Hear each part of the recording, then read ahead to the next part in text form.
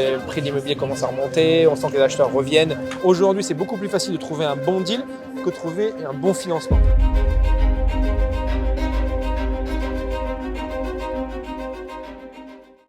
Les amis, on vient de retrouver dans cette course de ce MIPIM, journée 1, on vient de retrouver Mathieu Delinochanti. Est-ce que j'ai bien dit? C'est bien. C'est pas mal. T'as l'accent du Sud en plus avec ça. Avec le bon accent, c'est plutôt pas mal. Qui va nous parler de plein de choses, y compris évidemment d'immobilier et de financement. Mathieu, salut et merci d'être avec nous. Merci à toi, je t'en prie. Avec grand plaisir. Est-ce que tu vas te présenter rapidement?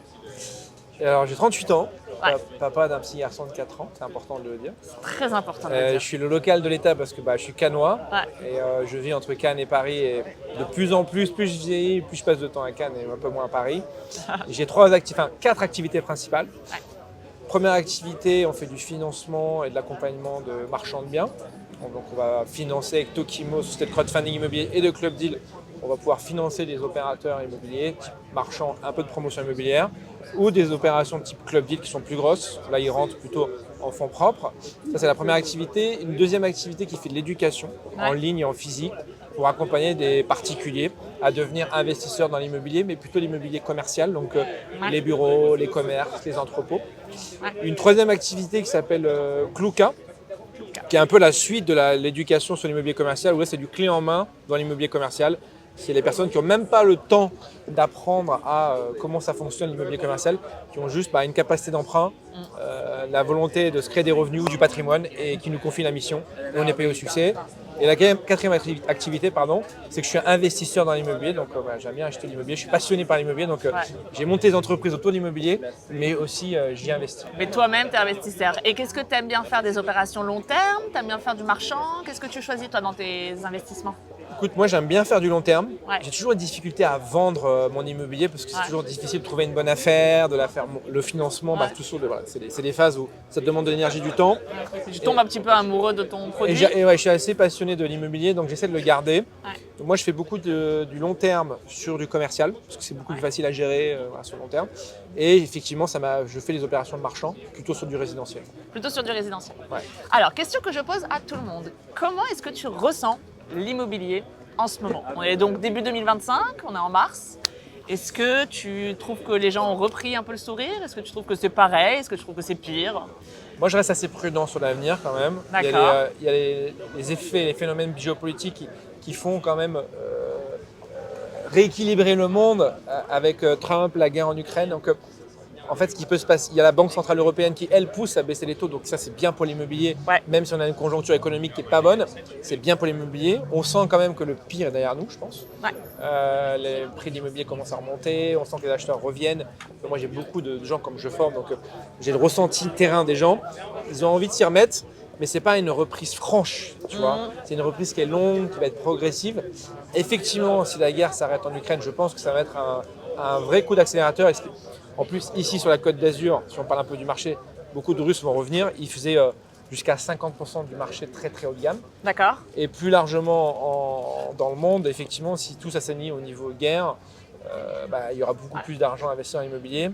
Et petit à petit, de toute façon, moi ce que je vois, j'ai une vision très macro des choses, c'est que les taux ne faisant que baisser, tout ce qui était produits obligataires, produits taux qui rapportaient énormément, ces produits sont en train petit à petit de perdre en intérêt pour les grands investisseurs qui vont remettre, donc c'est des grands ensembles, quand ils ont une poche allocation, ils font actions, obligations, un peu d'immobilier, du private equity, etc.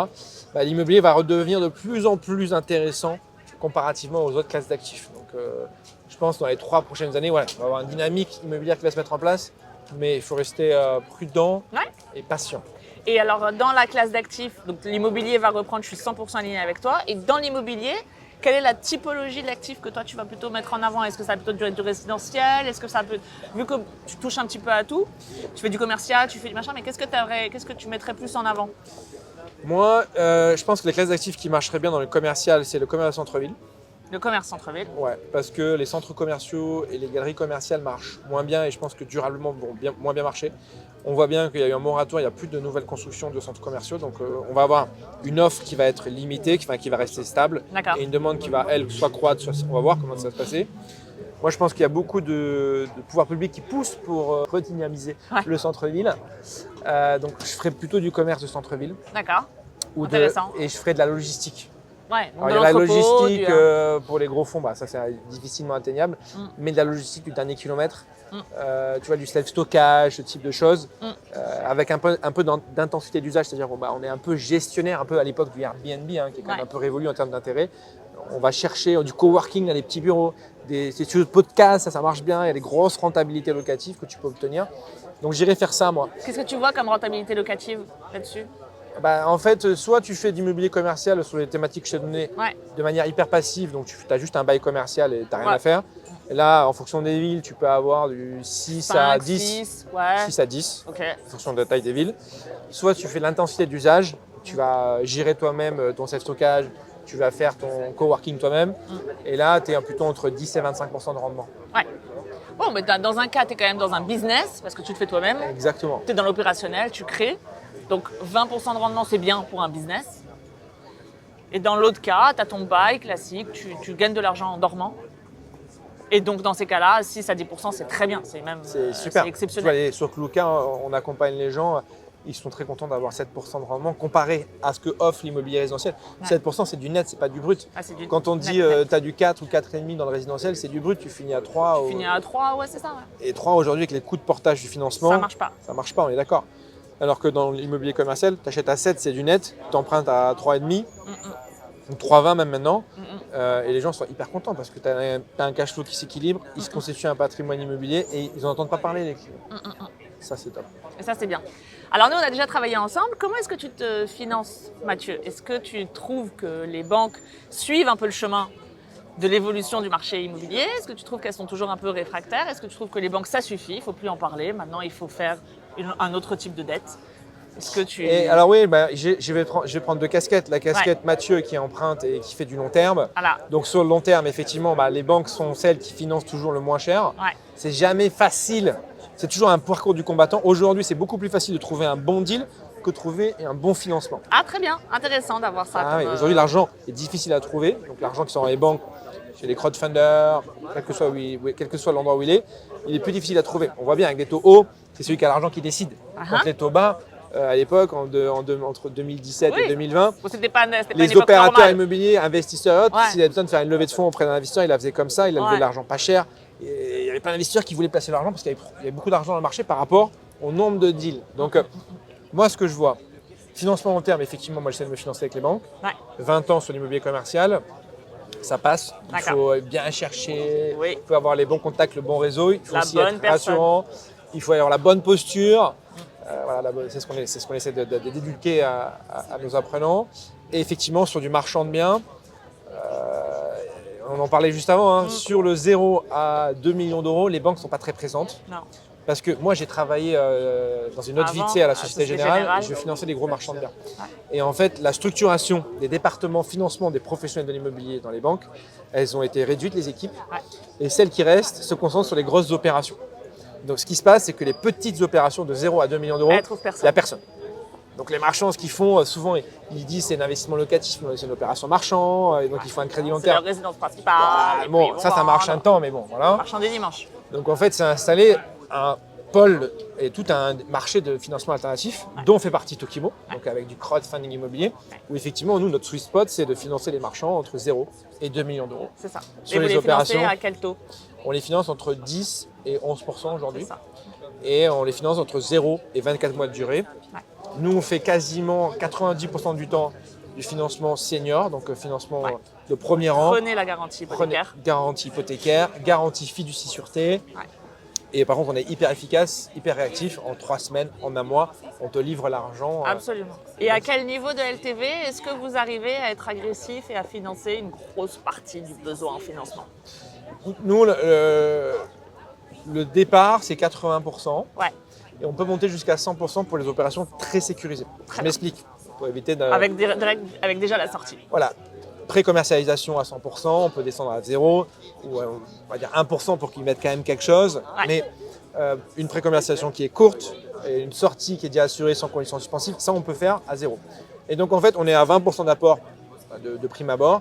Et effectivement, on va scorer le dossier. Et plus le dossier est bon, plus on va pouvoir limiter le fonds. Alors ça, c'est très intéressant. Qu'est-ce que c'est qu'un bon scoring? Un scoring, Un un super bon scoring, c'est opérateur. déjà très bien acheté. Nous, on regarde beaucoup le prix d'achat. Donc, on est encore à taille humaine, Tokimo, ce qui nous permet de regarder vraiment les opérations. Moi, j'ai un œil d'investisseur, je préside le comité de sélection. Ouais. Et comme je te l'ai expliqué, je suis investisseur. Donc, je regarde chaque opération si j'achèterais. Est-ce que tu l'achètes? Et si la réponse est oui, on va financer. Et si la réponse est ah ouais, elle est trop belle, stoppée, là, effectivement, je peux descendre les fonds propres. Donc, très bon prix d'acquisition. Sécurisation de la sortie, volume de travaux et expérience de l'opérateur dans les travaux, C'est ça.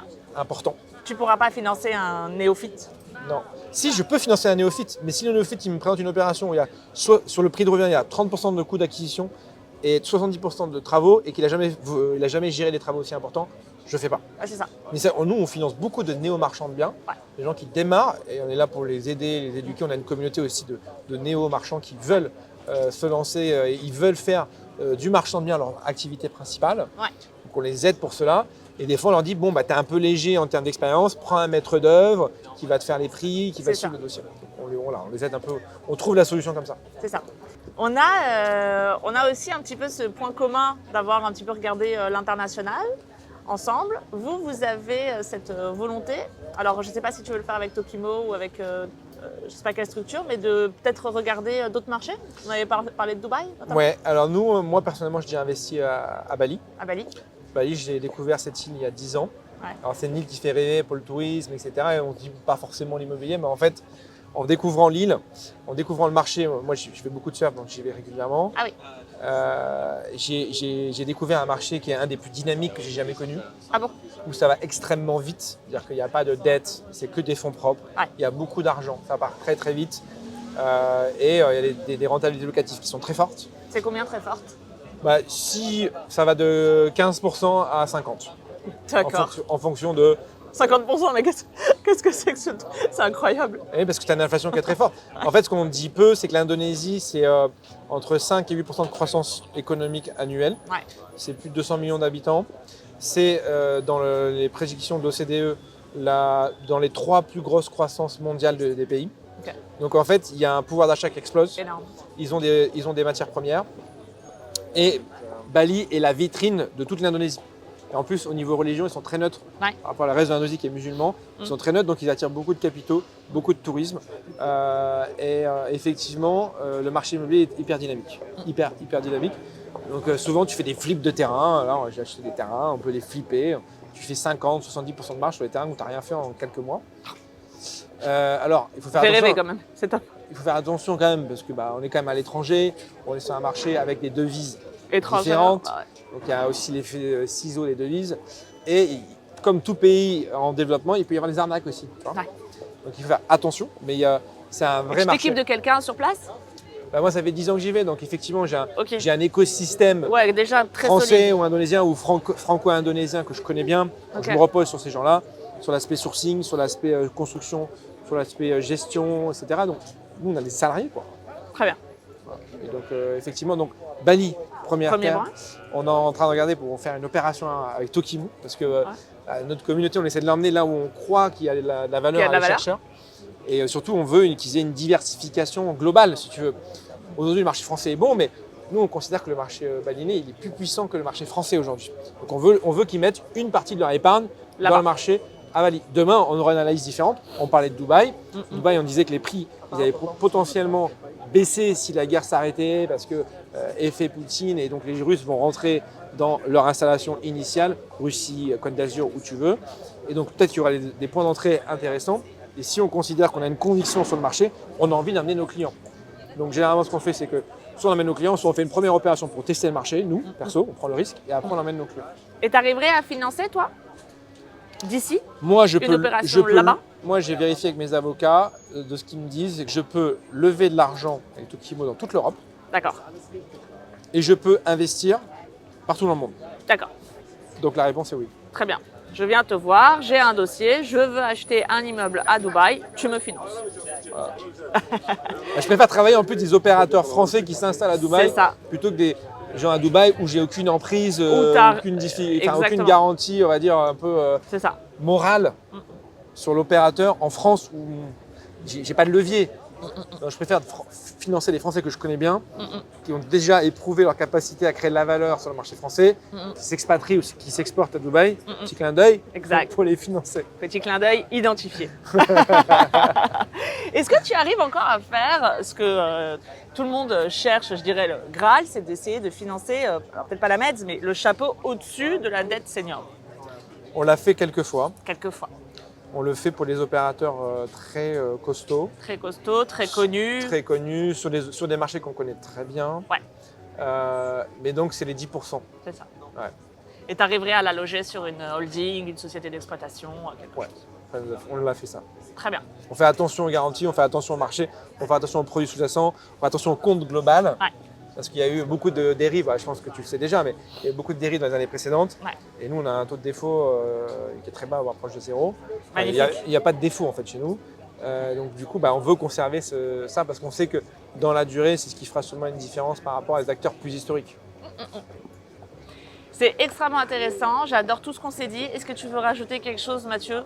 Non, On a essayé c'est très de bien. faire, Je suis ravi d'avoir fait ça. En plus, avec une Chez vue toi. mer, chez moi, sur la Crodette. Et tu vois, moi ici, le week-end, je suis avec mon fils, je fais du skate. Donc c'est très marrant. On passe à l'interview pro. C'est parfait. Écoute, on va peut-être sum up ce qu'on vient de se dire. J'ai envie de sum up ça en 3 points que vous pouvez retenir ou mettre en avant. Le premier point, c'est qu'on arrive encore à financer à des LTV quand même importantes, qui peuvent aller en fonction de la garantie qu'on va offrir aux financeurs, qui peuvent aller jusqu'à 100%. C'est quand même pas neutre de dire ça. Deuxième point important, c'est que on n'est pas obligé de rester en France et que c'est important d'ouvrir ses œillères et de se dire que l'herbe peut être plus verte ailleurs. La preuve, avec des taux de rendement exceptionnels ou des marges incroyables, si on envisage des spots comme Bali. Et on peut aussi se dire que si on a un track record très fort, je ne cesserai jamais de le dire, la dette, c'est la vie. On arrive aussi à financer le dernier petit chapeau Yes. à des conditions évidentes, mais c'est quand même envisageable. Est-ce que j'ai Et bien... ça sera de plus en plus envisageable avec les taux qui vont baisser, avec le marché qui va se réassainir. Voilà, on sait très bien que l'histoire va se répéter, on espère, sans les travers d'avant, pour aussi aider les opérateurs à gagner en liquidité et se faire financer une partie des fonds propres. Et accélérer la croissance. Yes. Merci Anaïs. Muchas gracias. Merci Mathieu.